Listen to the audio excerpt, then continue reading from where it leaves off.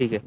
तो ये हम लोग का लेक्चर 13 है और हम लोग पढ़ रहे linear equation of second order. ठीक है। अ, तो हम लोग ने ऑलरेडी लास्ट 4 लेक्चर में ये चारों मेथड कर चुके हैं।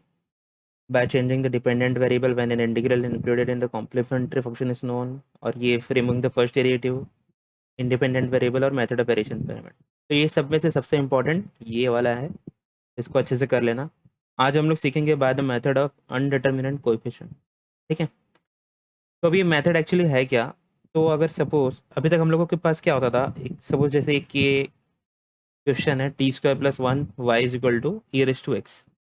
तो हम लोग क्या करते थे, हम लोग एक कॉम्प्लीमेंट्री फंक्शन फाइंड आउट करते थे और पर्टिकुलर इंटीग्रल फाइंड आउट करते थे, करेक्ट। तो कॉम्प्लीमेंट्री फंक्शन के लिए हम लोग क्या करते थे, d² + 1 = 0 पुट करते थे, और d² = -1, सो d = ±i। और फिर कॉम्प्लीमेंट्री फंक्शन लिखते थे, क्या है, c1 cos x + c2 sin x, ऐसा। अब पर्टिकुलर इंटीग्रल के लिए हम लोग क्या करते थे, ये 1/d² + 1 और फिर बाद में जो भी जिस टाइप का यहाँ पे फंक्शन होता था, वैसे हम लोग के पास अलग अलग स्ट्रैटेजी होती थी। जैसे यहाँ पे अगर d² + 1 है तो हम लोग x का कोएफिशिएंट यहाँ पे क्या पुट कर देते, 1 + 1 which is equal to 1/2 e⁻x, correct. तो ये हम लोग का पर्टिकुलर इंटीग्रल निकल के आता था। तो इसमें मेरा पर्टिकुलर इंटीग्रल क्या हो गया, 1/2 e⁻x।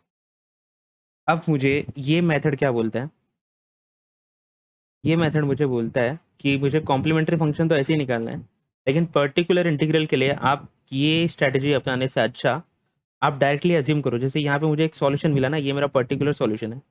तो अब मैं क्या करूँगा कि मैं एक पर्टिकुलर सॉल्यूशन पहले से ही अज्यूम करूँगा। जैसे कि अगर यहाँ पे मेरा फंक्शन e⁻x है, तो इसके लिए मेरे पास एक टेबल है कि जिस टाइप का फंक्शन होगा उस टाइप का आपको पर्टिकुलर सॉल्यूशन अज्यूम करना पड़ेगा। ट्रायल सॉल्यूशन जिसको बोलेंगे। जैसे अगर मेरा जो फंक्शन है एक्स, ये अगर e⁻ax का टाइप का होगा, तो मैं यहाँ पे e⁻ax से अज्यूम करूंगा। तो अगर यहाँ पे यही क्वेश्चन है, मेरा yp क्या हो जाएगा, e⁻x हो जाएगा। ठीक है। तो अब मुझे क्या करना पड़ेगा, अब मुझे करना क्या है, पर्टिकुलर इंटीग्रल निकालने के लिए मुझे पता है कि अगर ये मेरा सॉल्यूशन होगा, पर्टिकुलर सॉल्यूशन, तो ऑफकोर्स d² + 1 ऑफ yp, ये इज इक्वल टू, ये क्या होगा, e⁻x हो जाएगा, करेक्ट। अगर ये मेरा पर्टिकुलर सॉल्यूशन होगा तो d² + 1 yp is equal to e⁻x होना चाहिए। तो ठीक है, yp मुझे पता है कि yp क्या है, a⁻x है। तो d ऑफ yp क्या हो जाएगा, d ऑफ yp हो जाएगा, इसका मतलब डेरिवेशन इसका, ये भी a⁻x ही होगा। अच्छा, d² yp क्या हो जाएगा, ये फिर से a⁻x होगा। ठीक है। तब मुझे बस ये जो इक्वेशन मिला है मुझे, इसमें सब्स्टिट्यूट करना है। तो d² + 1 yp है ना, तो d² क्या है मेरा, a⁻x +1 yp क्या है, a⁻x, this should be equal to e⁻x, correct. तो ये क्या हो जाएगा, a × 2a × e⁻x is equal to e⁻x। अब जब ये दोनों इक्वल है तो इसका कोएफिशिएंट भी इक्वल होना चाहिए। तो यहाँ से क्या मिलेगा, मेरा कोएफिशिएंट इक्वेट करूंगा मैं तो क्या मिल जाएगा, 2a is equal to 1, this implies a is equal to half, correct. a is equal to half मिल गया। तो मेरा अब ये जो yp पर्टिकुलर सॉल्यूशन था, उसमें मुझे कांस्टेंट की जगह पे क्या मिल गया, हाफ e⁻x। तो मेरा पर्टिकुलर इंटीग्रल निकल गया। देखा। तो ये पर्टिकुलर इंटीग्रल और ये पर्टिकुलर इंटीग्रल, जो दोनों सॉल्यूशन है वो दोनों सेम है। तो बस यही है और कुछ नहीं। यहाँ पे हम लोग ने 1/f(d) करके सॉल्व किया था, यहाँ पे हम लोग ने पहले से ही अज्यूम कर लिया कि लेट इस टाइप का मुझे सॉल्यूशन मिला रहेगा, और बाद में मैं इसमें पुट करके पर्टिकुलर इंटीग्रल निकालूंगा। ठीक है। तो अब यहाँ पे e⁻x, मेरा x की जगह पे e⁻x था।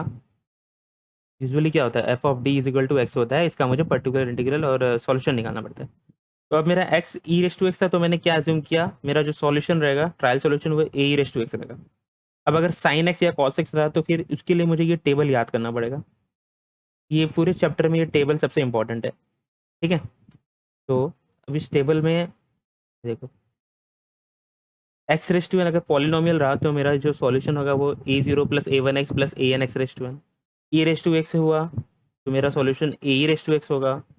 अगर दो फंक्शन का मल्टीप्लिकेशन रहा x⁻n × e⁻x, तो e raise to x into a zero plus a one x plus a two x square. और सिमिलरली ये अगर साइन ए एक्स रहा तो a sine x plus b cos x. अगर दोनों रहा तो भी दोनों ही रहेगा। ठीक है, तो इस तरीके से हम लोग सॉल्व करेंगे। ठीक है, तो अभी देखते हैं कहाँ गया। हाँ, ठीक है, तो यहाँ पे दो सिचुएशन आपको मिलेगा कि कभी कभी ऐसा हो सकता है कि जो आपका कॉम्प्लीमेंट्री फंक्शन हो, ठीक है, जैसे कि अगर मेरा सपोज मेरा कॉम्प्लीमेंट्री फंक्शन में आया है c one e raise to x plus c two e raise to minus x. ठीक है, और जो मेरा एफ क्वेश्चन में F of D is equal to x है, अगर एक्स में भी मेरा एक टर्म जैसे e raise to x plus cos x है, सपोज मेरा एक्स क्या है, e raise to x plus cos x, तो अब ये ई रेस टू एक्स जो है वो इसमें तो है ही है, प्लस मेरा कॉम्प्लीमेंट्री फंक्शन में भी है। तो अगर ऐसा हुआ तो मुझे क्या करना पड़ेगा, देखो अभी यहाँ पे जो ई रेस टू एक्स है वो सिर्फ एक ही बार आया है, तो मैं क्या करूँगा, ई रेस टू एक्स का जो सॉल्यूशन आएगा, जैसे अगर मैं ई रेस टू एक्स को क्या अज्यूम करता हूँ, अगर मुझे इसका टेबल के हिसाब से लिखना पड़ेगा तो मैं क्या लिखूंगा, a e raise to a x plus a one रहेगा, a two cos x plus a three sine x. ठीक है, पहले तो मैं ये लिखूंगा, लेकिन अभी ये जो ई रेस टू एक्स वाला पार्ट है ये मेरा कॉम्प्लीमेंट्री फंक्शन में भी है और एक्स में भी है। ये जो एक्स मेरा जिसका मेरे को पर्टिकुलर इंटीग्रल निकालना है, तो क्योंकि ये दोनों में है और सिर्फ एक बार है यहाँ पे, ठीक है, तो मैं क्या करूँगा, यहाँ पे एक्स का मल्टीप्लिकेशन कर दूंगा सिर्फ इस वाले टर्म में। ठीक है, सपोज अगर ऐसा होता कि ये जो यहाँ पे रूट मेरा मतलब यहाँ पे वन था रूट, इसलिए मैंने c one into E raise to x लिखा। अगर ऐसा होता कि c one plus c two x into E raise to x, यानी कि मेरा जो फंक्शन में होता है यहाँ पे एफ एफ डी का, उसका रूट मेरा ऐसा होता कुछ वन वन और माइनस वन। तो यहाँ पे वन क्या है, दो बार आया ना, तो मैं क्या करता, एक्स स्क्वायर से मल्टीप्लाई करता। अगर तीन बार आता तो मैं एक्स क्यूब से मल्टीप्लाई करता। ठीक है, तो वही यहाँ पे चीज़ दी है। अभी हम लोग आगे करेंगे क्वेश्चन तो समझ में आ जाएगा। ठीक है, तो ये सब कुछ इंपॉर्टेंट पॉइंट्स है, आप पढ़ लूँगे तो अच्छा है। ठीक है, तो क्वेश्चन सॉल्व करते हैं। देखते हैं कैसे सॉल्व करते हैं इसको। तो चलो, तो सबसे पहले क्या करेंगे हम लोग, कॉम्प्लीमेंट्री फंक्शन निकालेंगे, तो उसके लिए ऑक्सिलरी इक्वेशन लिखना पड़ेगा। तो ऑक्सिलरी इक्वेशन क्या हो जाएगा इसका, D square plus two D plus one is equal to zero. ये डी स्क्वायर मतलब ये क्या हो गया, डी प्लस वन का होल स्क्वायर हो गया इज इक्वल टू जीरो, यानी कि इसका रूट क्या हो गया, माइनस वन माइनस वन।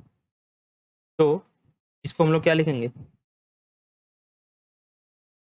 इसको हम लोग लिखेंगे कॉम्प्लीमेंट्री फंक्शन इसका c one plus c two x into E raise to minus x. ठीक है, अब यहाँ पे देखो, अब मेरा जो ये x है, ये पूरा मैं कैसे हम लोग जनरली डिनोट करते हैं, F of D is equal to X. ठीक है, तो F of D is equal to X हम लोग डिनोट करते हैं। अब मेरे ये x में, यानी कि यहाँ जो x square minus cos x है, इसमें और ये जो कॉम्प्लीमेंट्री फंक्शन लिखा है उसमें कुछ कॉमन है क्या, जैसे यहाँ पे cos x है तो यहाँ पे कहीं cos x दिख रहा है, नहीं दिख रहा है। तो हम लोग जैसे नॉर्मली टेबल से है ना, वैसे उसका पर्टिकुलर इंटीग्रल का ट्रायल सॉल्यूशन लेंगे। तो अभी देखो, यहाँ पे वाई पी में क्या लूँगा कि let Y P be a trial solution. तो वाई पी क्या होगा मेरा, Y P is equal to हो जाएगा एक्स स्क्वायर के लिए क्या होगा, एक्स स्क्वायर के लिए हो जाएगा, ऊपर टेबल से आप देख लेना, एक्स स्क्वायर के लिए हो जाएगा पहले तो a zero plus a one x plus a two x square. और कॉस एक्स के लिए क्या होता है, a three cos x plus a four sine x. तो टोटल कितने कॉन्स्टेंट आ गए इसमें, five. A zero plus a one x plus a two x square plus a three cos x plus a four sine x. ठीक है, तो अब क्या करना है हम लोग को, अब क्योंकि ये वाई पी ट्रायल सॉल्यूशन है, तो इसका मतलब D square plus two D plus one Y P should be equal to x square minus cos X होना चाहिए, करेक्ट। तो अब हम लोग क्या करेंगे अब हम लोग ये जो वाई पी हम लोग ने किया है, इसका हम लोग ये वाला टर्म निकालेंगे कि इसका डी स्क्वायर क्या होगा, इसका टू डी क्या होगा। तो पहले इसको एक बार डेरिवेट करते हैं, तो डी ऑफ वाई पी क्या हो जाएगा।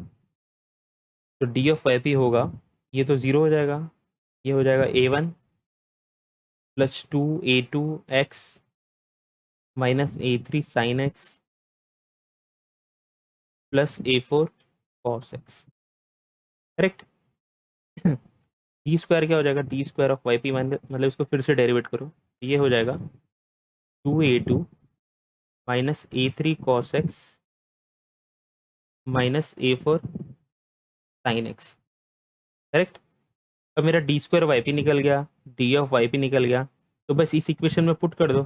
तो डी स्क्वायर क्या हो जाएगा, डी स्क्वायर वाई पी ये हो जाएगा 2A2 minus A3 cos x minus A4 sign x, फिर 2D, ये मेरा D है तो 2D क्या हो जाएगा, ये हो जाएगा plus 2A1 plus 4A2x minus 2A3 sine x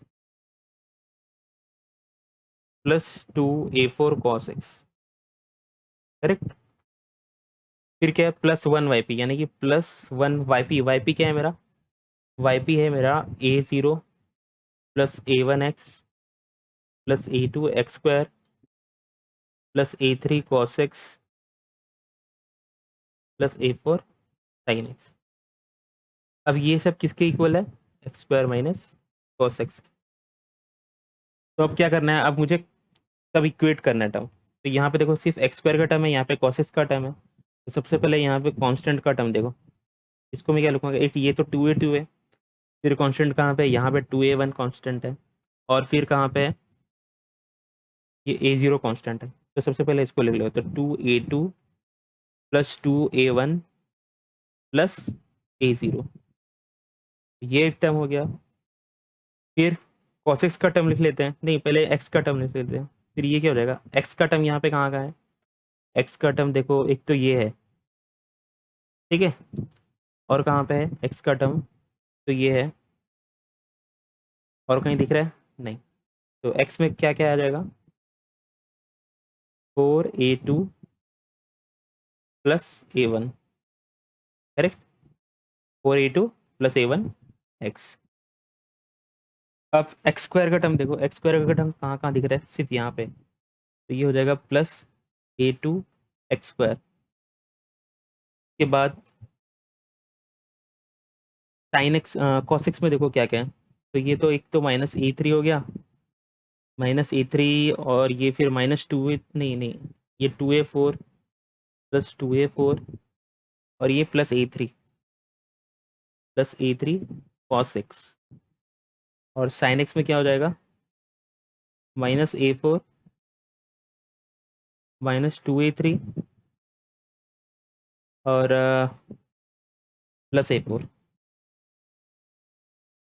of sine X is equal to, यहाँ पे क्या लिखेंगे हम लोग, 0 + 0x plus 1 × x² minus cos x plus 0 × sine x. ठीक है। अब दोनों साइड देखो इक्वेशन की, अब मैं इक्वेट कर दूंगा, ये मेरा कांस्टेंट है, ये मेरा एक्स का टर्म है, ये मेरा एक्स स्क्वायर का टर्म है, तो अब ऐसे ही इक्वेट कर दो। तो सबसे पहले जो टर्म मिलता है ना, वो जैसे अभी यहाँ पे एक्स स्क्वायर का कोएफिशिएंट क्या है, 1 है, यहाँ पे A2, तो यहाँ से क्या हो जाएगा मेरा, A2 = 1 हो जाएगा। फिर कोसिक्स का कोएफिशिएंट देखो, कोसिक्स का कोएफिशिएंट क्या है, ये A3 और A3 कैंसिल हो जाएगा। तो जैसे -A3 plus 2A4 plus A3 है, this is equal to what, -1। तो A3 कैंसिल, तो 2A4 इज इक्वल टू -1। तो A4 का वैल्यू क्या हो जाएगा, -1/2। ठीक है। तो A4 का वैल्यू मिल गया। अब x का वैल्यू देख लेते हैं। तो ये हो जाएगा, एक तो A4 का वैल्यू मिल गया अपने को, A2 का वैल्यू मिल गया। अभी देखो x का कोएफिशिएंट है, कंपेयर करो, तो ये हो जाएगा 4A2 plus A1 is equal to 0। Correct. तो A2 का वैल्यू पता है मुझे, और A2 का वैल्यू 1 है, तो A1 इज इक्वल टू क्या हो जाएगा, -4, a1 का वैल्यू भी मिल गया। ठीक है, अब किसका कांस्टेंट कोएफिशिएंट एज्यूम करो, इक्वेट करो, तो ये हो जाएगा 2a2 plus 2a1 plus a0, a0 is equal to 0। तो 2a2 क्या था, a2 था मेरा 1, तो ये हो जाएगा 2 plus 2a1 -8 plus a0 is equal to 0। तो a0 क्या हो जाएगा 6। तो a0 मिल गया, a1 मिल गया, a2 मिल गया, a4 मिल गया, बचा गया a3।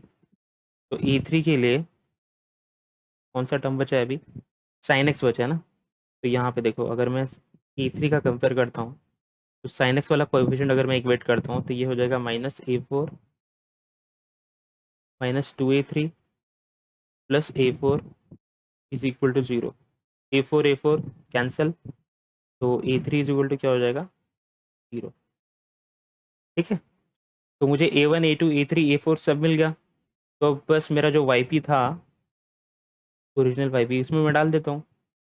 तो अगर मैं यहाँ पे सॉल्यूशन लिखा पर्टिकुलर इंटीग्रल, तो Y P is equal to क्या हो जाएगा, Y P is equal to a0। a0 क्या था मेरा, a0 था मेरा 6 प्लस a1x क्या था x प्लस a2x स्क्वायर। तो a2 कहाँ है, तो नहीं, a0 प्लस a1x था ना, तो a1 क्या है मेरा -4 है, तो यहाँ पे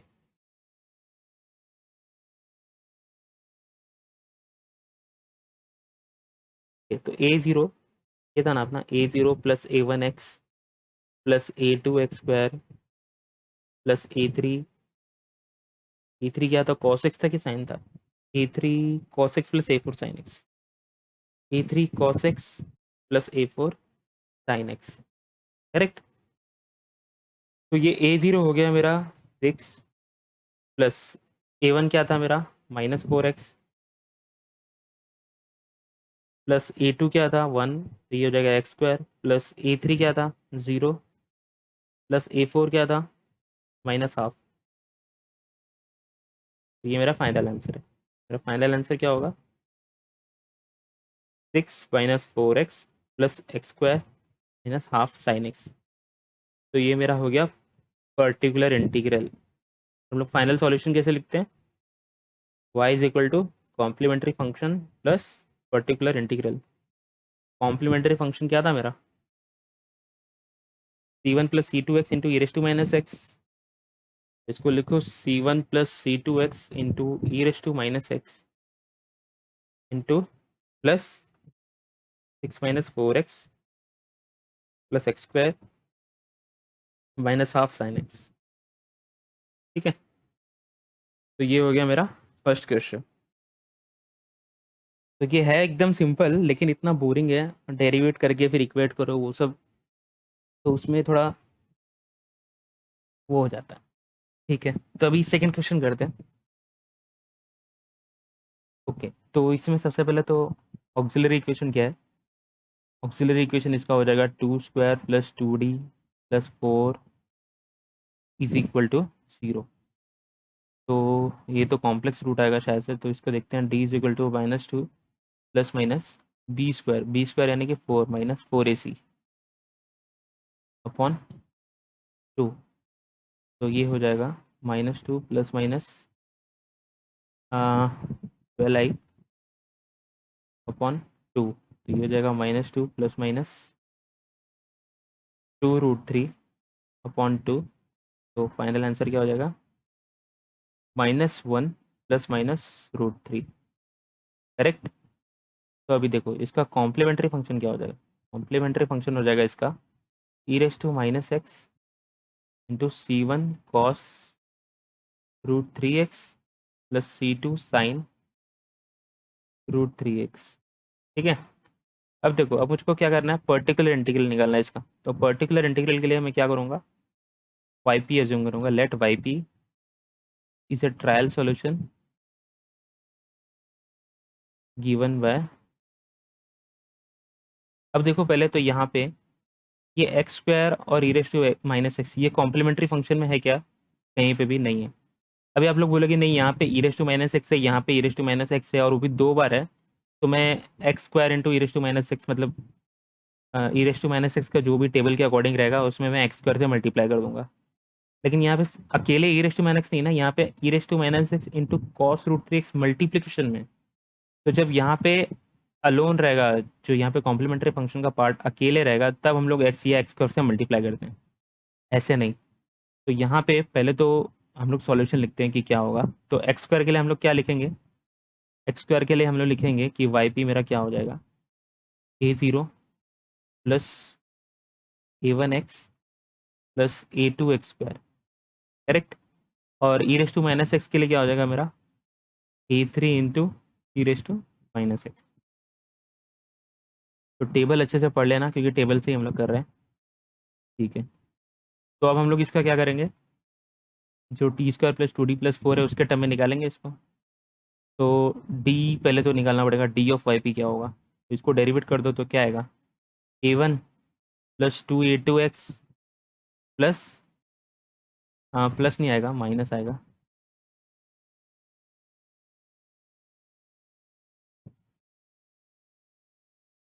ठीक है। तो ये होगा minus A3 e raise to minus x.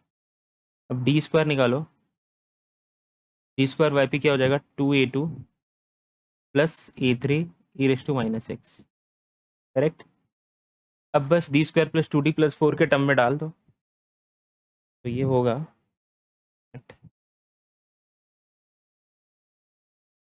क्या था मेरा, D square plus 2D+4 of Y p. तो ये क्या हो जाएगा, डी स्क्वायर क्या है मेरा, 2A2 plus A3 into E raise to minus x plus 2D, D है मेरा ये, तो 2D क्या हो जाएगा, तो 2D हो जाएगा मेरा 2A1 plus 4A2x minus 2A3 into E raise to minus x plus 4 4 Y P, यानी कि 4A0 plus 4A1x plus 4A2x square plus 4A3 e raise to minus x, correct, okay. Hmm, ठीक है। तो ये किसके इक्वल होगा, ये equal होगा मेरा एक्स स्क्वायर, क्या है मेरा पर्टिकुलर इंटीग्रल किसका निकालना है मुझे, 2x square plus 3e−x, 2x square plus 3 into e−x।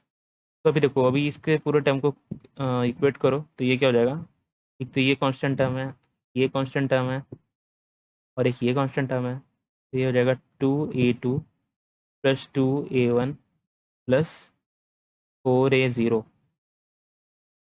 के बाद एक्स का टर्म देखो कहाँ गए, तो एक्स का टर्म तो एक तो ये है और एक ये है, और कहीं दिख रहा है नहीं, तो ये हो जाएगा 4A2 प्लस 4A1x, ठीक है। फिर एक्स स्क्वायर का टर्म तो यही है एक, तो ये हो जाएगा 4A2x स्क्वायर, करेक्ट। अब देखो ई रेस टू एक्स क्या क्या है, e raise to minus x में ये हो जाएगा A3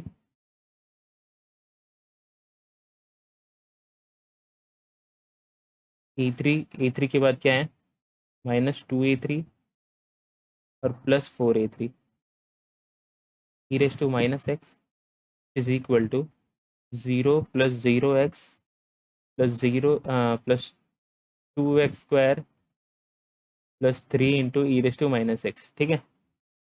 अब बस जो टर्म है कॉरेस्पॉन्डिंग कोएफिशिएंट उसको इक्वेट कर दो, तो यहाँ पे 4A2 इज इक्वल टू 2 हो जाएगा, 4A2 इज इक्वल टू 2 हो जाएगा। तो this implies what, A2 is equal to 1/2। फिर x का कोएफिशिएंट देखो, तो x का कोएफिशिएंट क्या है, 4A2 plus 4A1 is equal to 0।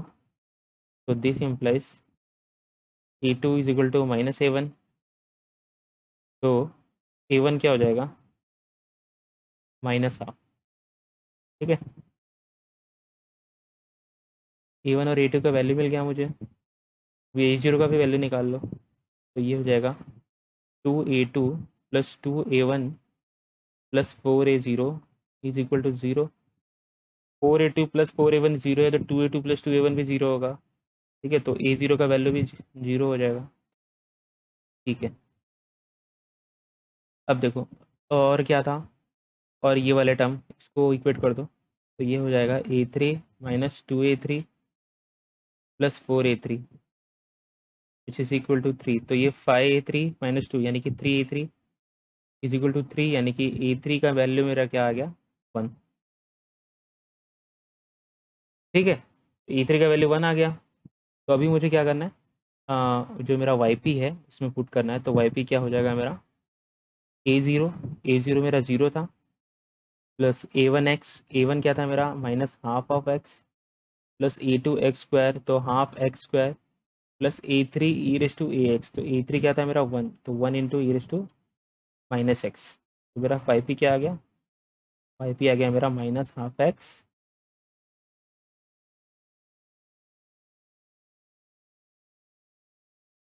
Minus half x plus half x square plus e raise to minus x. ठीक है, और जो कंप्लीट सॉल्यूशन क्या होता है, complementary function plus particular integral. तो कॉम्प्लीमेंट्री फंक्शन क्या था,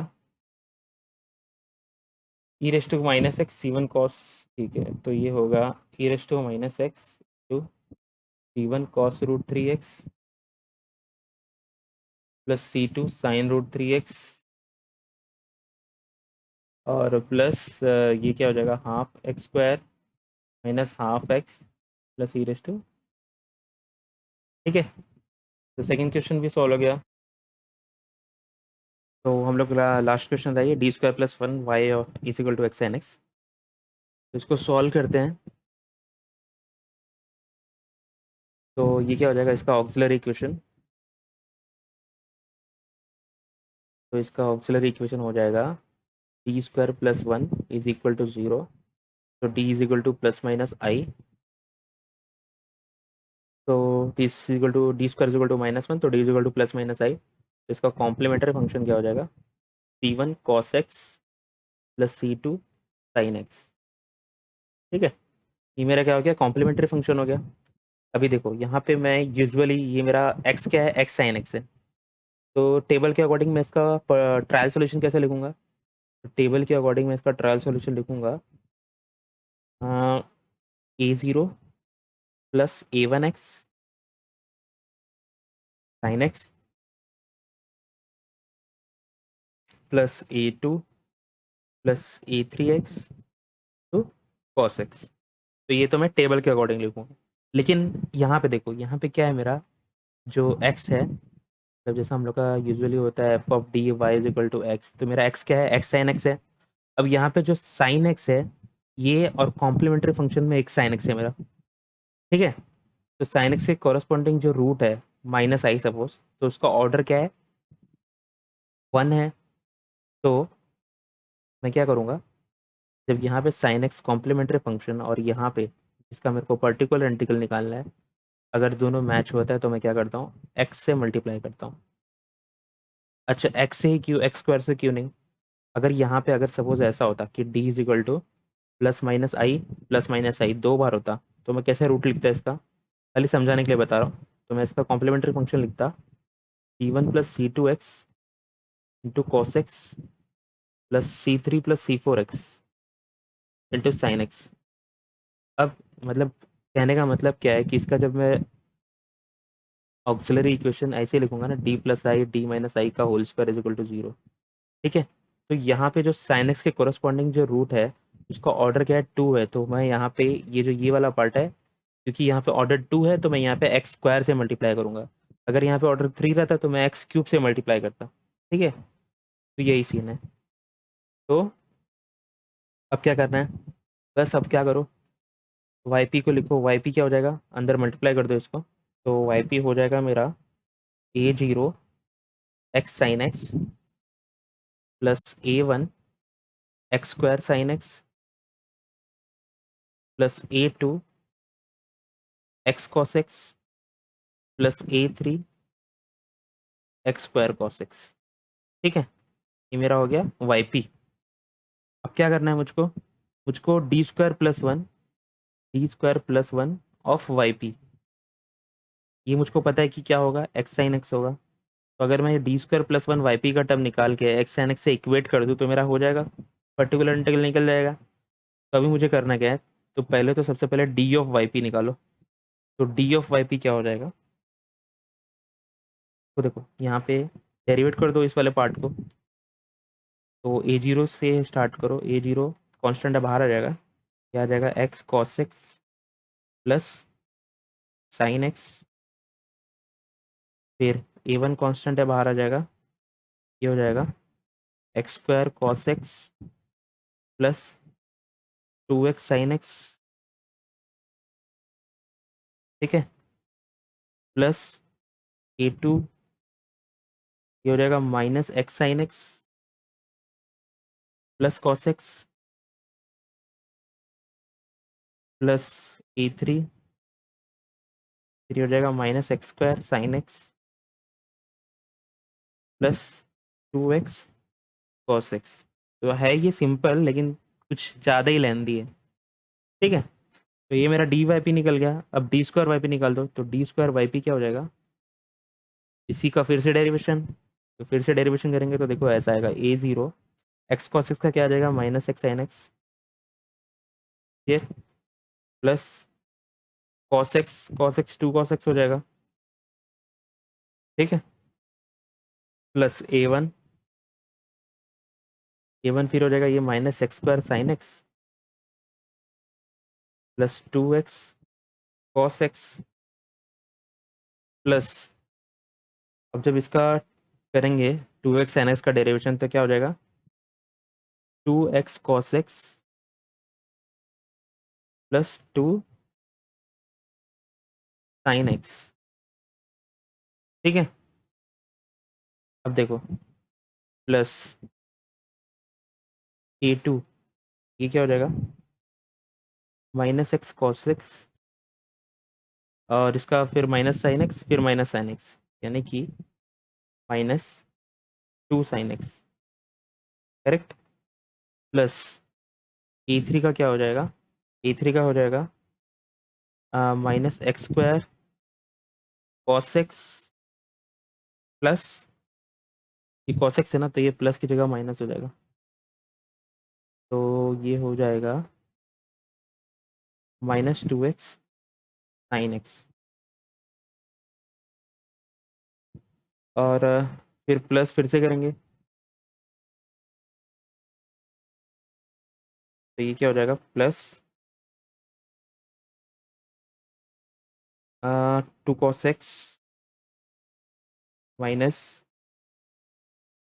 2x साइन एक्स।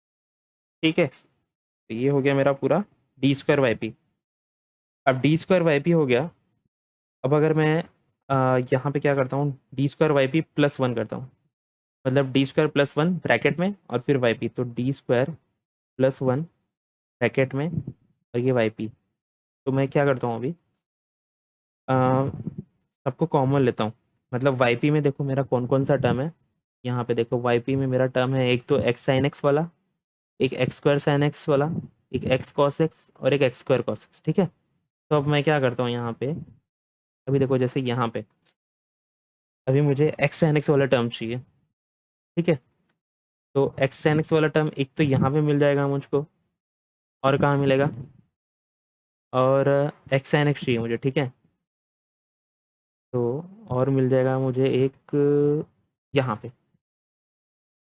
ठीक है, तो क्या आया, एक तो ए ज़ीरो आएगा, माइनस ए ज़ीरो, और क्या, माइनस 2 ए 3।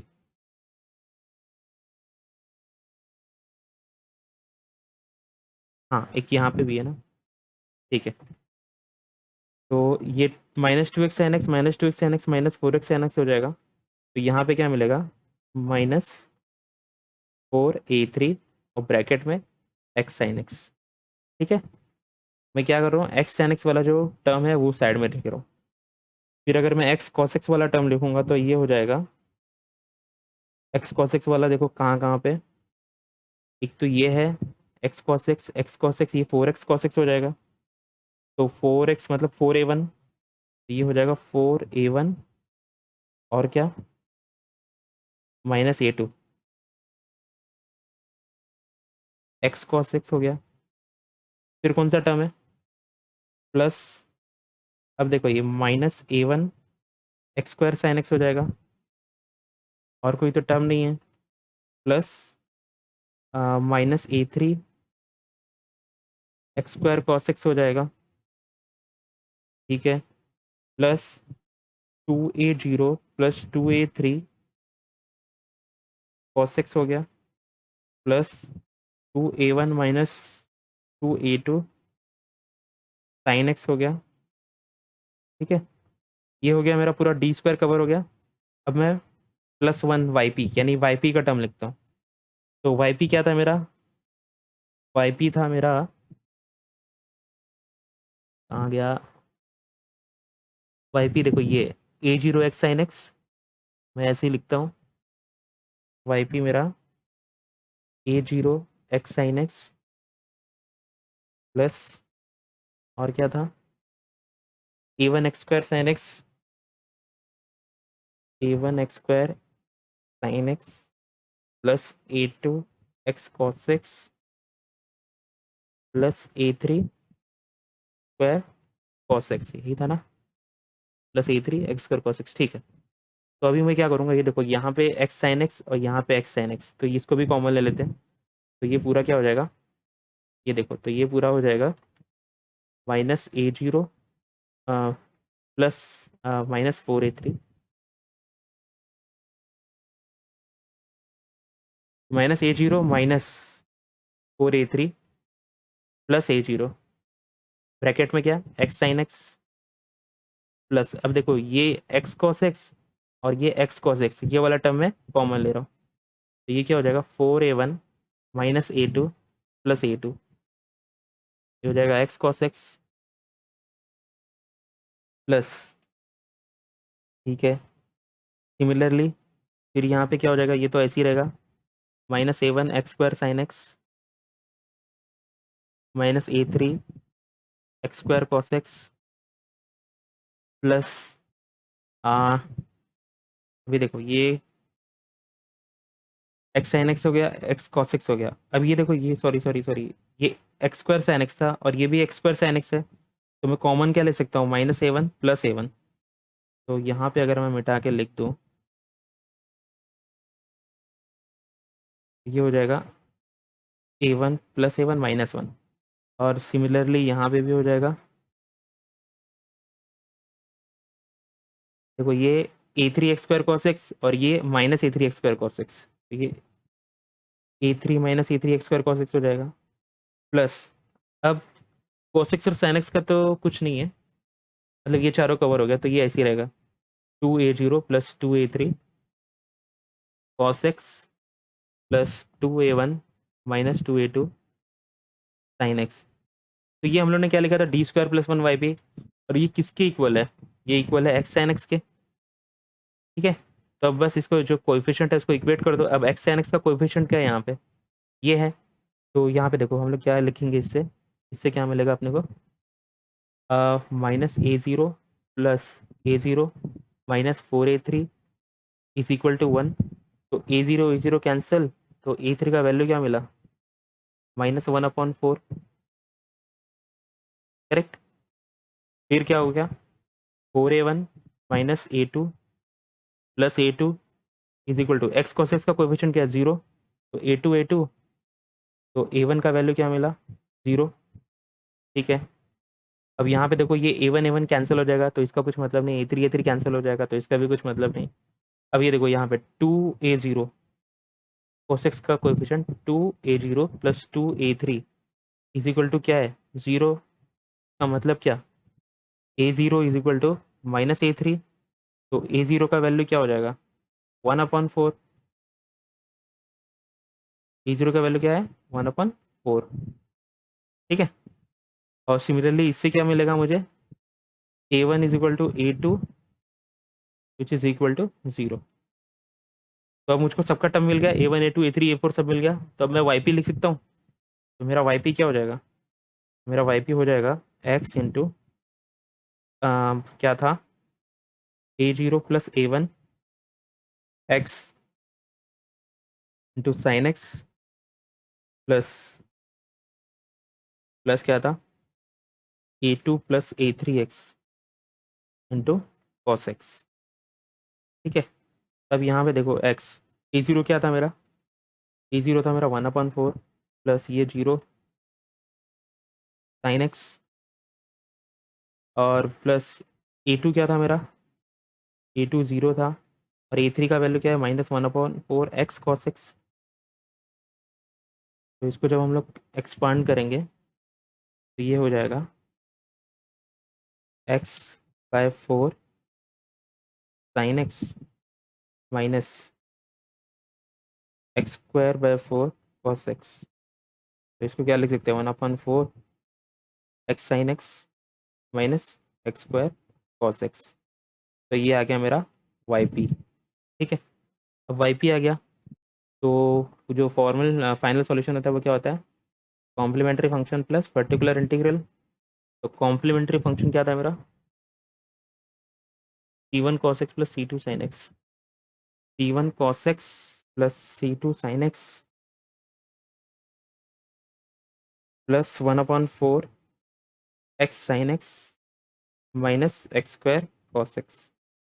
ठीक है, तो है एकदम सिंपल, लेकिन सीन क्या है कि बहुत लिखना पड़ता है अपने को, मतलब बहुत लेंदी है।